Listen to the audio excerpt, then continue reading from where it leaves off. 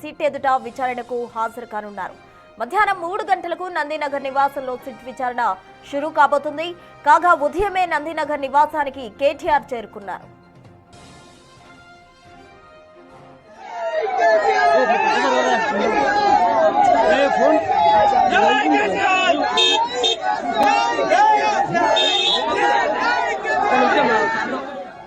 KCR SIT విచారణ నేపథ్యంలో పోలీసులు భద్రత మరింత కట్టుదిట్టం చేశారు.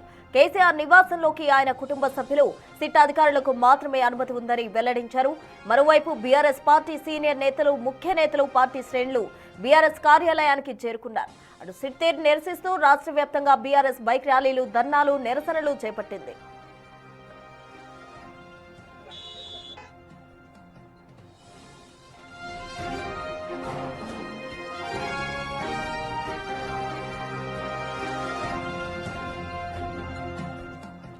కేసీఆర్ సిట్ విచారణ నేపథ్యంలో నందినగర్లోని పలు ప్రాంతాల్లో పోలీసులు ఆంక్షలు విధించారు. ట్రాఫిక్ మళ్లింపు చర్యలు చేపట్టారు పోలీసులు. దాదాపు 1/2 కిలోమీటర్ మేర వాహనాలు ఆగడానికి వీల్లేదని ఆంక్షలు విధించారు.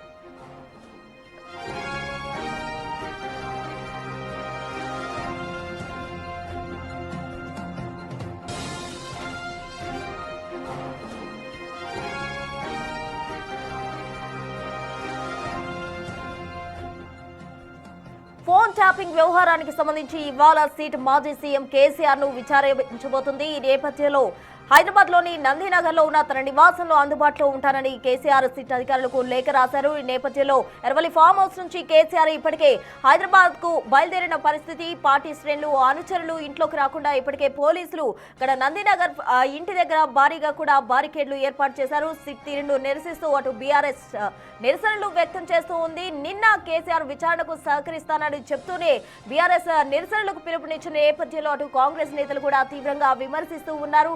ఇటు చూసినట్లయితే ఇప్పటికే ఎర్వలి ఫామ్ హౌస్ నుంచి కేసీఆర్ అయితే హైదరాబాద్ కు బయలుదేరారు. మధ్యాహ్నం 3 గంటలకు నందినగర్ నివాసంలో ఆయన సిట్ ఎదుట విచారణకు హాజరు కాబోతున్నారు. సిట్ పలు కోణాల్లో కూడా ఆయన్ను ప్రశ్నించనుంది.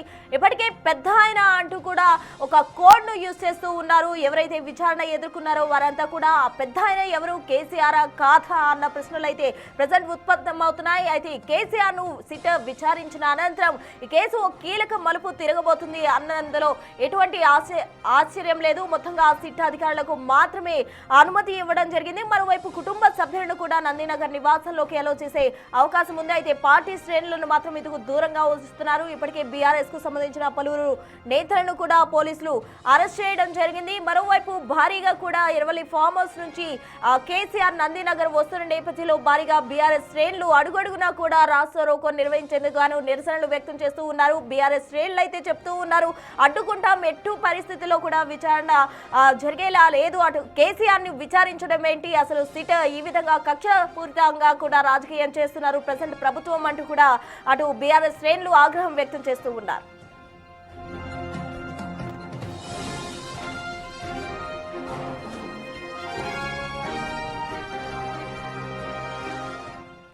ఎర్వలి ఫామ్ హౌస్ నుంచి హైదరాబాద్ లోని నందినగర్ నివాసానికి కేసీఆర్ స్టార్ట్ అయ్యారు. పూర్తి వివరాలు మా ప్రతినిధి సురేష్ లైవ్ లో జాయిన్ అయ్యేందుకు సిద్ధంగా ఉన్నారు. సురేష్, చెప్పండి, ఎర్వలి ఫామ్ హౌస్ నుంచి ఇప్పటికే కేసీఆర్ స్టార్ట్ అయిపోయారు. నందినగర్ నివాసం దగ్గర తాజా అప్డేట్స్ ఏంటి? హైదరాబాద్కి కేసీఆర్ కాన్వాయ్ చేరుకుంది. మరికొద్దిసేపట్లోనే బంజారాహిల్స్ నందినగర్లోనే ఆయన నివాసానికి రాబోతున్నాడు. అయితే కేసీఆర్ నివాసం వద్ద 5 అంచెల భారీ భద్రతను పోలీసులు ఏర్పాటు చేశారు. కొద్దిసేపటి క్రితమే సిట్టుకు సంబంధించిన అధికారులు కూడా ఇక్కడికి రావడం జరిగింది. 2 అధికారులు లోపలికి వెళ్ళారు. ఇంకా పోలీసులు కూడా ఇటు భారీ బందోబస్తు ఏర్పాటు చేశారు. దాదాపు ఒక 1000 నుంచి 2000 మంది పోలీసులతోని భారీ బందోబస్తు నందినగర్, బంజారాహిల్స్ పరిసర ప్రాంతాల్లో ఏర్పాటు చేయడం జరిగింది. ఎవరు కూడా బీఆర్ఎస్ శ్రేణులు కావచ్చు, కేసీఆర్ అభిమానులు విచారణ సమయంలో ఇంటికి దూసుకొచ్చే అవకాశం ఉంటుంది కాబట్టి వారందరినీ కట్టడి చేయడానికి పోలీసులు అయితే భారీ భద్రతను ఏర్పాటు చేశారు. అయితే కేసీఆర్ ఎర్రవెల్లి ఫామ్ హౌస్ నుంచి బయలుదేరినప్పటికి కూడా భారీ కాన్వాయ్తో వస్తున్నారు కాబట్టి అడుగడుగున ఆయనకి పూల వర్షం కురిపిస్తూ అభిమానులు, ఇటు బీఆర్ఎస్ శ్రేణులు కూడా స్వాగతం పలుకుతూ ఇంటికి పంపిస్తున్నటువంటి పరిస్థితి కనబడుతుంది. కాబట్టి ఇప్పుడు విచారణ 3 గంటలకు స్టార్ట్ అవుతుంది కాబట్టి విచారణ సమయంలో ఇటువైపు ఎవరు కూడా విచారణ స్టార్ట్ అయ్యి ముగిసే వరకు కూడా బంజారాహిల్స్ నందినగర్కి ఎవరు రాకుండా పోలీసులు భారీ భద్రతనైతే ఏర్పాటు చేయడం జరిగింది. మనం చూస్తున్నాం మరికొద్ది సేపట్లోనే కేసీఆర్ ఇంటి పరిసరాలు చూస్తున్నటువంటి పరిస్థితి. ఆయన ఇంటి దగ్గర ఉన్నటువంటి పోలీసులు తప్ప కార్యకర్తలు కానీ ఇతర నాయకులు ఎవరు కూడా ఇటువైపు రాకుండా పోలీసులు అయితే బారిగాట్లను ఏర్పాటు చేయడం జరిగింది. మనం చూడొచ్చు బొలెరోలో కూడా పోలీసులు కొన్ని ఎక్విప్మెంట్ తీసుకొచ్చినట్టు తెలుస్తుంది. ఈ ఫోన్ ట్యాపింగ్కి సంబంధించిన ఎలక్ట్రానిక్ ఐటమ్స్తో పాటు కొంత ఎవిడెన్స్ని కూడా కేసీఆర్ ముందుంచి విచారిస్తామని చెప్పేసి నోటీసులోనే పేర్కొన్నారు. కాబట్టి వాటికి సంబంధించిన ఎక్విప్మెంట్ని కూడా తీసుకువచ్చి విచారించే అవకాశం ఉంటుంది. అయితే ఈ ఫోన్ ట్యాపింగ్ కేసులో మొత్తం ఇప్పటివరకు హరీష్ రావు, సంతోష్ రావు, కేటీఆర్ని విచారించిన పోలీసులు ఇప్పుడు కేసీఆర్ని విచారించబోతున్నారు. మాజీ ముఖ్యమంత్రిగా ఉన్న కేసీఆర్కి రెండోసారి నోటీస్ ఇచ్చి నందినగర్లోనే విచారిస్తాము, ఎర్రవల్లి ఫామ్ హౌస్కి రాము అని చెప్పేసి చెప్పడంతో వారికి సంబంధించి ఇప్పుడు విచారణ కొనసాగుతుంది. కాబట్టి నందినగర్కి వస్తాను అని చెప్పేసి నిన్న కూడా 8 పేజీల లెటర్ని సిట్టు అధికారులకి కేసీఆర్ ఇవ్వడం జరిగింది. వాటిలో నాకు రాజ్యాంగం కల్పించిన హక్కులకు భంగం కలిగించే విధంగా మీరు చేస్తున్నారు, అయినప్పటికీ కూడా నేను మాజీ ముఖ్యమంత్రిగా ప్రతిపక్ష నాయకుడిగా వస్తానని చెప్పేసి కూడా విచారణకు సహకరిస్తానని చెప్పి కేసీఆర్ చెప్పడంతో ఇక్కడ పోలీసులు భారీ భద్రతను అయితే ప్రస్తుతం ఏర్పాటు చేశారు. ముఖ్యంగా ఈ రాధాకిషన్ రావు, ప్రభాకర్ రావు స్టేట్మెంట్లో కేసీఆర్ పేరును చాలాసార్లు ప్రస్తావించారు. బిగ్ బాస్ కేసీఆర్ ఆదేశాలతోనే ఫోన్ ట్యాపింగ్ చేశాము, మాకు కొన్ని స్లిప్ల ద్వారా కొన్ని అధికారుల ద్వారా ఆదేశాలు ఇచ్చేవారు అని చెప్పేసి కూడా రాధాకిషన్ రావు స్టేట్మెంట్ ఇచ్చారు. అయితే రాధాకిషన్ రావు కన్ఫెషన్ స్టేట్మెంట్లో కేసీఆర్ పేరును చాలాసార్లు ప్రస్తావించారు. డైరెక్ట్గా అప్పుడే హైదరాబాద్ సిపి ద్వారా లేదంటే సంతోష్ రావు ద్వారా ఈ ప్రభాకర్ రావు ద్వారా కొన్ని ఆదేశాలు వచ్చేటి, ఆ ఆదేశాల ద్వారా మేము ఎప్పటికప్పుడు రైడ్స్ చేసేవాళ్ళమని చెప్తున్నారు.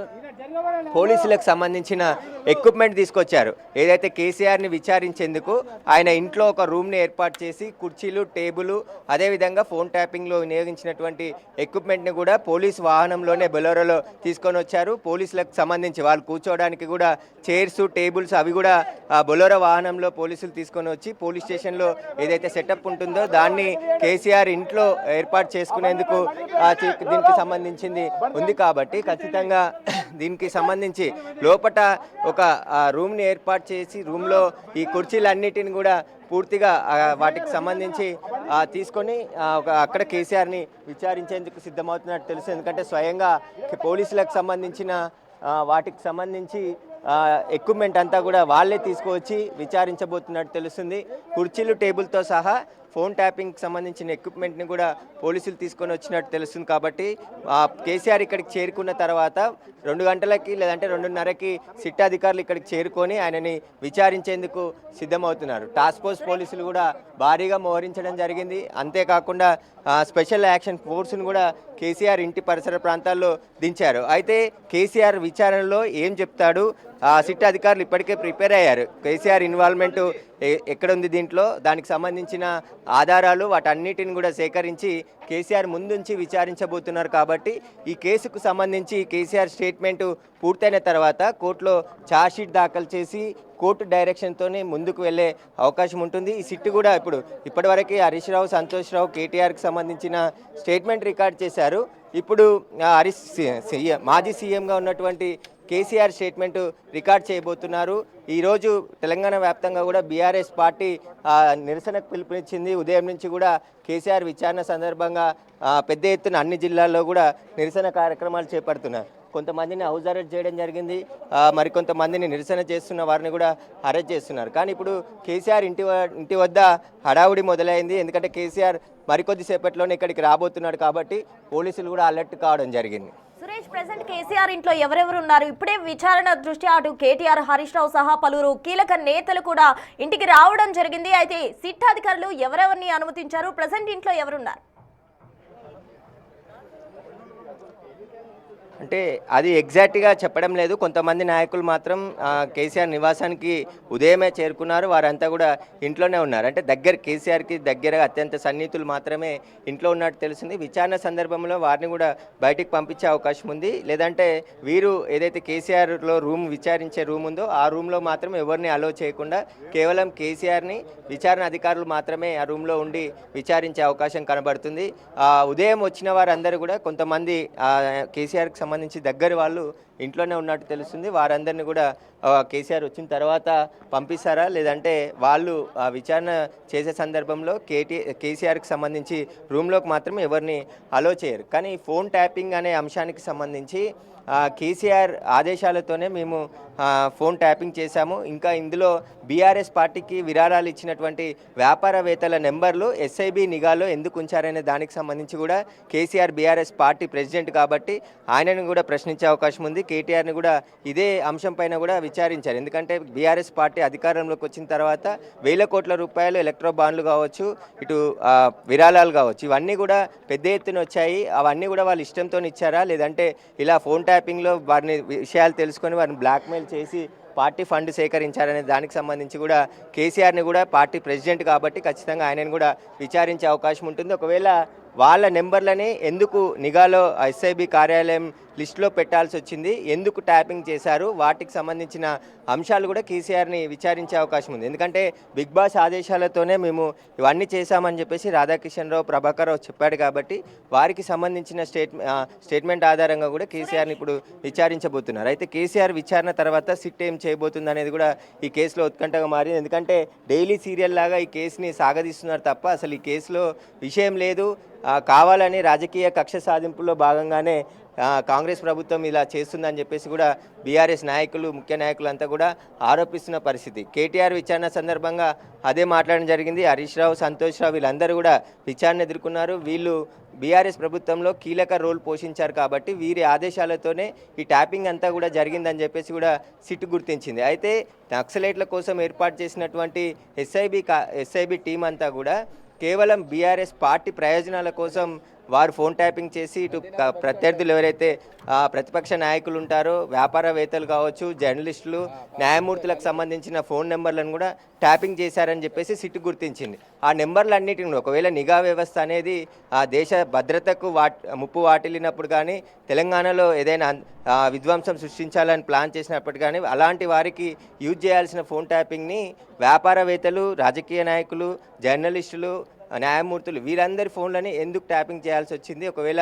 ఈ నెంబర్లన్నీ కూడా మీరే ఇచ్చి ఆదేశించారనే దానికి సంబంధించి కూడా కేసీఆర్ని విచారించే అవకాశం కనబడుతుంది. కేసీఆర్ విచారణ సందర్భంగా మాత్రం నందినగర్ ప్రాంతంలో కొంచెం స్థానికులు తీవ్ర ఇబ్బందులు ఎదుర్కొంటున్నారు. పోలీసులు ఎక్కడికక్కడ భారీ గేట్లను ఏర్పాటు చేసి ఎవరిని కూడా ఇటువైపు రానేయట్లేరు కాబట్టి ఇక్కడ ఉన్నటువంటి స్థానికులు కూడా ఈరోజు అంటే సాయంత్రం వరకు కూడా ఈ ఆంక్షలు ఉంటాయని చెప్పారు కాబట్టి కొంత ఇబ్బందులు ఎదుర్కొంటున్నటువంటి పరిస్థితి నందినగర్లో కనబడుతుంది.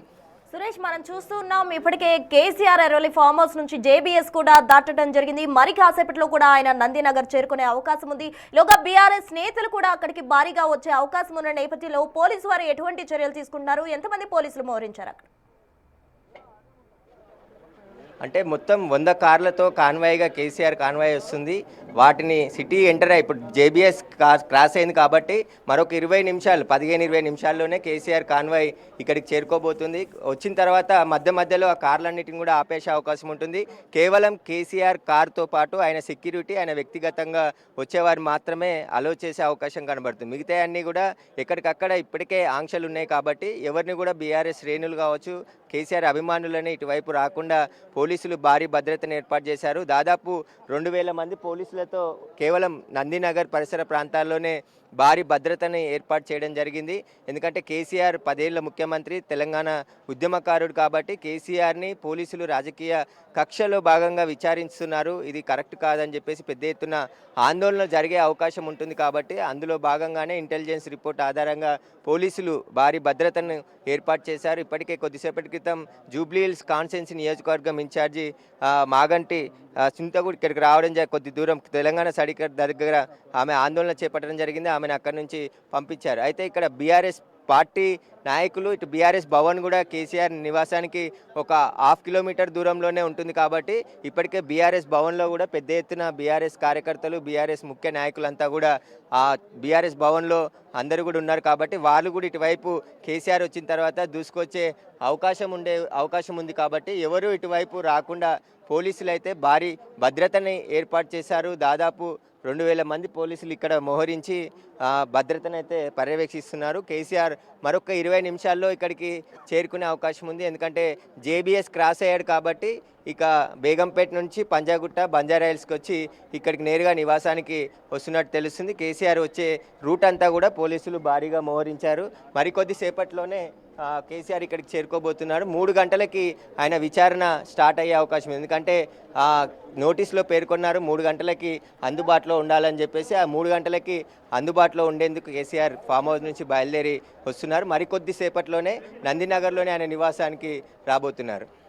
సురేష్, ఇప్పటి వరకు మనం చూస్తూ ఉన్నాం ఈ కేసుకు సంబంధించి ప్రధాన సూత్రధారి ఎవరు, పాత్రధారి ఎవరు అన్నదైతే క్లారిటీ రాని పరిస్థితి. ఈ రోజు కేసీఆర్ విచారణ అనంతరం క్లారిటీ రావచ్చంటారా?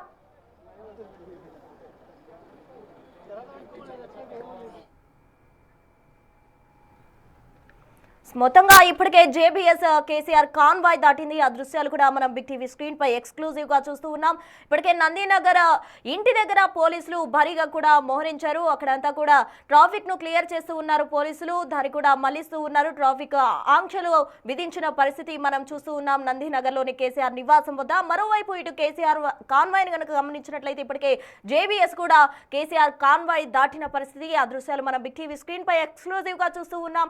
కేసీఆర్ విచారణ నేపథ్యంలో పోలీసులు భద్రత మరింత పటిష్టం చేశారు. సురేష్, చెప్పండి, కేసీఆర్ కాన్వాయ్ ఇప్పటికే జేబీఎస్ కూడా దాటిపోయింది. ఆయన విచారణ అనంతరం ఈ కేసుకు సంబంధించి కింగ్ పిన్ ఎవరు అన్నది క్లారిటీ వస్తుందంటారా?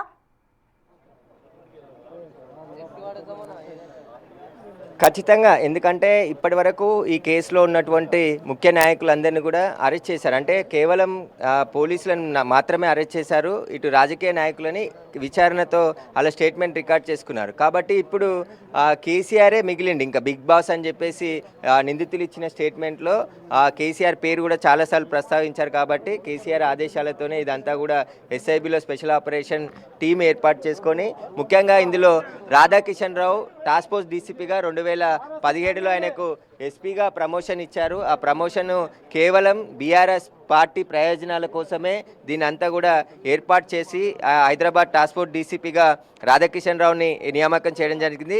రాధాకిషన్ రావు నియామకంలో ప్రభాకర్ రావు చాలా కీలకంగా రోల్ పోషించాడు. వ్యక్తిగా అంటే నమ్మకమైన వ్యక్తి, మనకు కావాల్సిన పనులన్నీ చేసి పెట్టదగ్గ వ్యక్తి కాబట్టే టాస్క్ ఫోర్స్ డీసీపీగా రాధాకిషన్ రావు నియమించారు.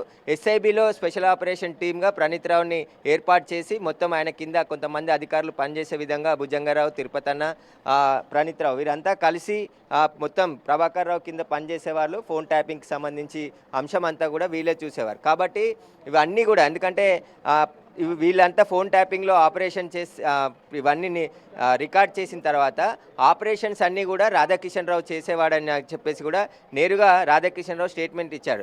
నేరుగా సీఎంతో మాట్లాడేంత చనువు రాధాకిషన్ రావుకి వచ్చింది. రాధాకిషన్ రావు డైరెక్ట్ ఆయన స్టేట్మెంట్లో కూడా చెప్పడం జరిగింది, నేరుగా సీఎంతో కూడా మాట్లాడేవాడిని.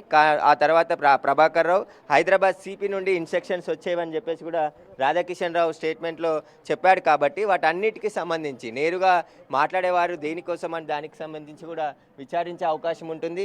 కేసీఆర్ నివాసానికి సంబంధించి కూడా కొంతమంది నాయకులు అంటే ఆయన ముఖ్య నాయకులు కూడా రావడం జరిగింది. మనం పైన చూసినట్టయితే ఒక 2 వ్యక్తులు అయితే అక్కడ నుంచి కనబడుతున్నటువంటి పరిస్థితి. కేసీఆర్ నివాసం పైన కొంతమంది అయితే ఇంట్లో ముందుగానే వచ్చినట్టు తెలుస్తుంది. కేసీఆర్ వచ్చిన తర్వాత వారిని బయటికి పంపిస్తారా లేదంటే వారందరూ కూడా ఇంట్లో ఉన్నారు కాబట్టి పైన 4 అంతస్తుల బిల్డింగ్ ఉంది కాబట్టి వారందరిని పైకి పంపించి కేవలం కేసీఆర్ ఉండే రూమ్లో కేసీఆర్ని మాత్రమే విచారించే అవకాశం ఉంటుంది. ఆ ఎక్విప్మెంట్ కూడా అంటే పోలీసు విచారణకు ఇప్పుడు ఉపయోగించాల్సినటువంటి కుర్చీలు, టేబుల్స్ అవన్నీ కూడా పోలీసు వాహనంలోనే పోలీసులు తీసుకువచ్చి లోపల విచారించేందుకు తీసుకెళ్తున్నటువంటి విజువల్స్ మనం చూస్తున్నాం. పోలీసు వాహనంలోనే కుర్చీలు, టేబుల్స్ అన్నీ కూడా తీసుకువచ్చి కేసీఆర్ నివాసాల్లోకి తీసుకెళ్తున్నారు. అయితే విచారణకి డిఐజీగా ఉన్నటువంటి విజయ్ కుమార్, సిట్లో ఉన్నటువంటి ఎస్బీ సిటీ డిఐజీగా ఉన్నటువంటి విజయ్ కుమార్ నేతృత్వంలోనే కేసీఆర్ విచారణ జరిగే అవకాశం ఉంటుంది. కేఎస్ రావుతో పాటు ఈ సిట్లో మొత్తం 9 మంది అధికారులు ఉన్నారు. ఇప్పటి వరకు హరీష్ రావు, కేటీఆర్, సంతోష్ రావుని సిట్లో ఉన్నటువంటి అడిషనల్ డీసీపీ స్థాయి అధికారులు మాత్రమే విచారించారు. కాబట్టి ఇప్పుడు కేసీఆర్ మాజీ ముఖ్యమంత్రి కాబట్టి డిఐజీగా ఉన్నటువంటి విజయ్ కుమార్ వెస్ట్ జోన్ డీసీపీగా ఉన్నప్పటి నుంచి కూడా ఈ కేసుని దగ్గర నుండి ఫాలోఅప్ చేస్తున్నటువంటి ఆఫీసర్ కాబట్టి కేసుకు సంబంధించిన అన్ని అంశాలు కూడా విజయ్ కుమార్కి తెలుసు.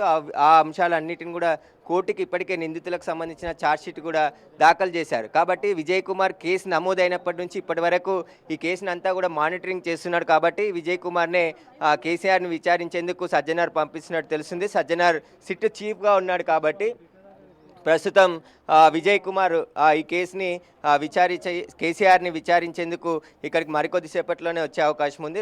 కేసీఆర్ వచ్చిన తర్వాత కేసీఆర్ విచారణ మాత్రం 3 గంటలకి విచారణ ప్రారంభమవుతుంది. విచారణ ఎన్ని గంటల వరకు కొనసాగుతుంది అనే దానికి సంబంధించి కూడా ఒక స్పష్టత లేదు. కాబట్టి ఖచ్చితంగా కేసీఆర్ని సుదీర్ఘంగానే ఈ కేసులో విచారించే అవకాశం ఉంటుంది. హరీష్ రావు, కేటీఆర్, సంతోష్ రావుని దాదాపు 7:30 గంటల పాటు జూబ్లీహిల్స్ పోలీస్ స్టేషన్లో విచారించారు. కేసీఆర్ వయసు రీత్యా ఆయన మాజీ ముఖ్యమంత్రి, బీఆర్ఎస్ పార్టీ అధినేత కాబట్టి ఇక్కడే నందినగర్లో ఆయనకి అంటే సుప్రీంకోర్టు గైడ్లైన్స్ ప్రకారం 65 ఏళ్ళు పైబడిన ఎవరైనా స్టేట్మెంట్ రికార్డ్ చేయాలంటే వారు ఉన్న ప్లేస్కే వెళ్ళి రికార్డ్ చేయాల్సి ఉంటుంది. కాబట్టి కేసీఆర్కి సంబంధించిన ఇల్లు, అఫిడవిట్లో ఉన్నటువంటి అడ్రస్ ఇదంతా కూడా ఇక్కడే ఉంది. కాబట్టి ఇక్కడికే వచ్చి విచారిస్తామని చెప్పేసి పోలీసులు నోటీసులో పేర్కొన్నారు. కానీ కేసీఆర్ ఎర్రవల్లి ఫామ్ హౌస్కే రావాలి, ఫర్దర్గా ఇచ్చే నోటీసులు కూడా ఎర్రవల్లి ఫామ్ హౌస్కి ఇవ్వాలని చెప్పారు. కానీ వాటిని పోలీసులు అంటే సిట్ అధికారులు ఒప్పుకోలేదు. నందినగర్లోని నివాసంలోనే విచారిస్తాం, ఇక్కడికే మీరు రావాలని చెప్పేసి కేసీఆర్కి మరో నోటీసులో చెప్పడంతో కేసీఆర్ ఇక ఈ సిట్టు విచారణకు సహకరిస్తాను, వస్తానని చెప్పేసి ఈరోజు అక్కడ 11 గంటలకి బయలుదేరి ఎర్రవల్లి నుంచి వస్తున్నాడు. మరికొద్దిసేపట్లోనే కేసీఆర్ నివాసానికి రాబోతున్నాడు. కాబట్టి ఇక్కడ పోలీసులు కూడా అలర్ట్ అయ్యారు. మరికొద్దిసేపట్లోనే బేగంపేట మీదుగా పంజాగుట్ట అదేవిధంగా బంజారాహిల్స్ చేరుకొని ఎన్టీఆర్ ట్రస్ట్ భవన్ నుంచి ఇక్కడ నందినగర్ నివాసానికి కేసీఆర్ రాబోతున్నాడు. ఇప్పటికే కేసీఆర్ కాన్వాయ్ పంజగుట్ట కూడా క్రాస్ చేసినట్టు సమాచారం అందుతుంది. మరి కొద్ది నిమిషాల్లోనే కేసీఆర్ అటు నందినగర్ నివాసం దగ్గరికి రాబోతున్నారు. అక్కడ పోలీసుల అలర్ట్ ఎలా ఉంది? బీఆర్ఎస్ కి సంబంధించిన నాయకులు ఇప్పటికే కేసీఆర్ ఇంట్లో ఉన్నారు. వారందరినీ బయటకు పంపించే ప్రయత్నం ఏమైనా జరుగుతుందా? అంటే ఇంట్లో కొద్దిమంది మాత్రమే ఉన్నారు. కేసీఆర్ ఆల్రెడీ పంజగుట్ట క్రాస్ అయ్యాడు కాబట్టి ఇంకొక 5 నిమిషాల్లోనే కేసీఆర్ ఇక్కడికి వచ్చే అవకాశం ఉంటుంది. అక్కడ ఇంట్లో మాత్రం వేరే వాళ్ళు మాత్రమే ఉన్నారు. అంటే ఆయనకు సంబంధించిన కొంతమంది మాత్రమే ఉన్నట్టున్నారు. వారిని ఎవరిని బయటికి అయితే పంపించట్లేదు. కేసీఆర్ వచ్చిన తర్వాత కూడా కేసీఆర్ కాన్వాయ్ కూడా చాలా పెద్దగా వస్తుంది కాబట్టి ఆ కాన్వాయ్ని ఆపేసి కేసీఆర్కి సంబంధించిన వెహికల్తో పాటు ఆయన సెక్యూరిటీ, ఆయనకు సంబంధించిన వ్యక్తిగత సిబ్బంది మాత్రమే వెహికల్స్ మాత్రమే అలౌ చేసే అవకాశం ఉంటుంది. మనము చూస్తున్నాం, ఇదేమో కేసీఆర్కి ఇంటివైపు లెఫ్ట్ ఉన్నటువంటి బారికేటు, అటు ముందుగా చూస్తున్నటువంటిది రైట్ సైడ్. అలా 5 అంచెల భద్రతను ఏర్పాటు చేశారు. ఇక్కడితో పాటు బసవతారక క్యాన్సర్ హాస్పిటల్ దగ్గర ఒక బారిగేట్లు పెట్టి అక్కడ దాదాపు 100 మంది పోలీసులు మోహరించారు. తెలంగాణ స్టడీ సర్కిల్ దగ్గర ఒక బారిగేట్ పెట్టడం జరిగింది. అక్కడ దాదాపు 100 మంది పోలీసులు మోహరించారు. ఇటు బీఆర్ఎస్ భవన్ దగ్గర కూడా దాదాపు 200-300 మంది పోలీసులు మోహరించి అక్కడ కూడా బీఆర్ఎస్ పార్టీ నుంచి కార్యకర్తలు ఒకేసారి ఇటువైపు దూసుకొచ్చే అవకాశం ఉంటుంది. కాబట్టి వారందరినీ కూడా ఇటువైపు రాకుండా పోలీసులు అయితే భారీ భద్రతని ఏర్పాటు చేశారు ముందుగానే. ఎందుకంటే కేసీఆర్ మాజీ ముఖ్యమంత్రి, తెలంగాణ ఉద్యమకారుడు, తెలంగాణ తెచ్చిన నాయకుడు అని చెప్పేసి కూడా బీఆర్ఎస్ నాయకులు పెద్ద ఎత్తున ఇక్కడికి వచ్చే అవకాశం ఉంటుంది. కాబట్టి ఉదయం నుంచి కూడా ఇటు బంజారాహిల్స్ పరిసర ప్రాంతాల్లో భారీ భద్రతను ఏర్పాటు చేశారు. పోలీసులు కూడా అలర్ట్ అయిపోతున్నారు. ఎందుకంటే కేసీఆర్ మరికొద్దిసేపట్లోనే ఇక్కడ రాబోతున్నారు కాబట్టి పోలీసులంతా భారీ గేట్లో ఇక్కడ వాళ్ళు ఎవరు రాకుండా చూసుకునేందుకు అధికారులు ఇన్స్ట్రక్షన్స్ ఇస్తున్నటువంటి పరిస్థితి. మరొక 5 నిమిషాల్లోనే కేసీఆర్ ఇక్కడికి రాబోతున్నాడు. కేసీఆర్ వచ్చిన తర్వాత నేరుగా ఇంట్లోకి వెళ్ళి రైట్ సురేష్, థ్యాంక్ యూ. మొత్తంగా ఫోన్ ట్యాపింగ్ కు సంబంధించి రాధాకిషన్ రావు కన్ఫెషన్ స్టేట్మెంట్ లో పదే అటు కేసీఆర్ పేరు చెప్పారు. అయితే కేసీఆర్ మాత్రం గతంలో రాధాకిషన్ రావు గురించి అలాగే ఫోన్ ట్యాపింగ్ గురించి పలు వ్యాఖ్యలు చేయడం జరిగింది. అవేంటో చూద్దాం. సార్, ఇది ఫోన్ ట్యాపింగ్ కేసులో రాధాకిషన్ రావు మీ ఆదేశాలనే మేము పాటించడము, మా సొంత నిర్ణయాలు ఏం తీసుకోలేదని సిఆర్పిసి 141 సెక్షన్ స్టేట్మెంట్ ఇచ్చారు సార్. వాడోడా Radhakishan Rao? Who is he? DCP sir. DCP నాకు తెలియదు, నీకు అంత తెలుసా? నీకు ఆయన రాష్ట్రంలో 100 మంది డీసీపీలు ఉంటారు. వాడు కూడా ఒక్కరి పేరు పట్టుకుని ఉన్నాను అడిగింది, నాకు అర్థం కాదు. తలా తోకలేని ప్రశ్న అది. అసలు ఆ ఫోన్ ట్యాపింగ్ ఏదైనా మీకు పిచ్చి పట్టుకున్నది. కానీ ముఖ్యమంత్రికి ఫోన్ ట్యాపింగ్ ఏమైనా సంబంధం ఉంటారా? రాహుల్, ఇంత పెద్ద సీనియర్ లీడరు. ముఖ్యమంత్రి gets reports from the intelligence department. వాడు ఎట్లా తీసుకొచ్చిన రిపోర్ట్ మాకెట్లా తెలుస్తుంది నాకు అర్థం కాదు. వాడు ట్యాపింగ్ చేసిండా, టూపింగ్ చేసిండా, డబ్బులు ఇచ్చిండా, ఇంకేదైనా రహస్య వ్యవస్థ పెట్టుకున్నా మాకు ఎందుకు తెలుస్తుంది? అదో ఇష్యూ అవా ఇంత సిల్లి, ఆ గవర్నమెంట్ ఎంత సిల్లి ఉన్నదో మీరు కూడా అట్లా తయారైపోయిన పూర్తిగా. What is that non sense నాకు అర్థం కదా. ఫోన్ ట్యాపింగ్ అది పెద్ద ఫినాయిల్ పెట్టి నోలు కడుకునే పరిస్థితి తెస్తూ ఉన్నారు. ఎవడో కొందరు బాగాగాలు పని లేక ఫోన్ ట్యాపింగ్ తోకట ఏం ట్యాపింగ్ అయినా నాకు అర్థం కాదు. ఇలా ముఖ్యమంత్రి తరఫున ఇంటెలిజెన్స్ ట్యాపింగ్ చేస్తలేదా అండి? Do you say that? ప్రతి ప్రభుత్వానికి ప్రపంచంలో గూఢచార వ్యవస్థ లేని ప్రపంచమే ఉండదు, ప్రభుత్వమే ఉండదు. వాళ్ళు సమాచార సేకరణ చేసి ప్రభుత్వానికి ఇస్తారు. సాయంత్రానికో పొద్దున్న early morning, every morning intelligence comes and brief the chief minister about the law and order situation. చాలా ఉంటాయి మన దగ్గర. హైదరాబాద్లో పేలుళ్ళు జరిగినాయి, అట్లాంటిది ఏదైనా ఉంటుంది, ఇంకేదైనా ప్రమాదాలు ఉంటాయి, కొన్నిసార్లు కొన్ని విచిత్రమైన దొంగల ముఠాలు వస్తాయి. అట్లాంటివన్నీ కూడా సమాచారం సేకరించి ఇస్తూ ఉంటారు. ఏం చేయాలో చెప్తారు. దాన్ని బట్టి గవర్నమెంట్ ఏంటంటే వివిధ శాఖల అధికారులకు అప్రమత్తం చెప్పి కల్తీ విత్తనాలు ఉంటుంది, దాని మీద కూడా ఇస్తారు. వాళ్ళు ట్యాపింగ్ చేస్తాడా, టూపింగ్ చేస్తాడా మాకేం తెలుస్తుందా? నాకు అర్థం కాదు. No minister is concern with that, no chief, అసలు కన్సర్న్ ఉండదు. We are only concern with the reports given by the intelligence.